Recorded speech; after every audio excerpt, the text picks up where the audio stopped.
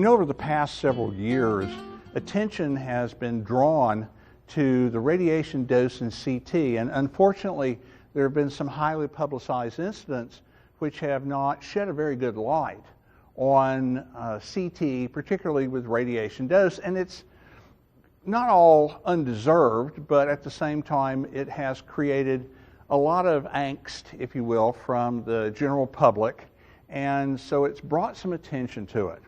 And as such, there are several governmental agencies and certain states that now require the reporting of a radiation dose estimate for CTs on the actual dictated report, and also require that the sites monitor this radiation dose, and also make sure through continuing education and through quality assurance programs that the radiation dose is being held to a reasonable level.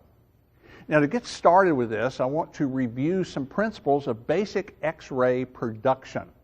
Recall that from an X-ray tube, we have a thing that relates to the tube current, which is in milliamperes. And if you think about it, this is the number of X-ray photons.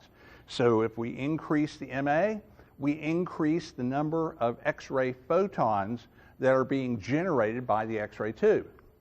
We also have a control parameter, operator selectable parameter, which is the time of exposure, which is in seconds. And generally with CT, this has to do with the amount of time we're making an exposure relative to the tube rotation around the patient in the gantry.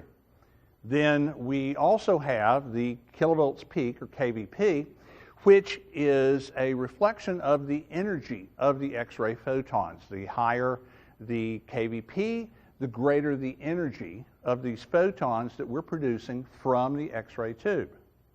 And it's important to remember that all of these parameters, the tube current in milliamps, in MA, the exposure time in seconds, and sometimes you know those are reported together as MAS, milliamperes per second, and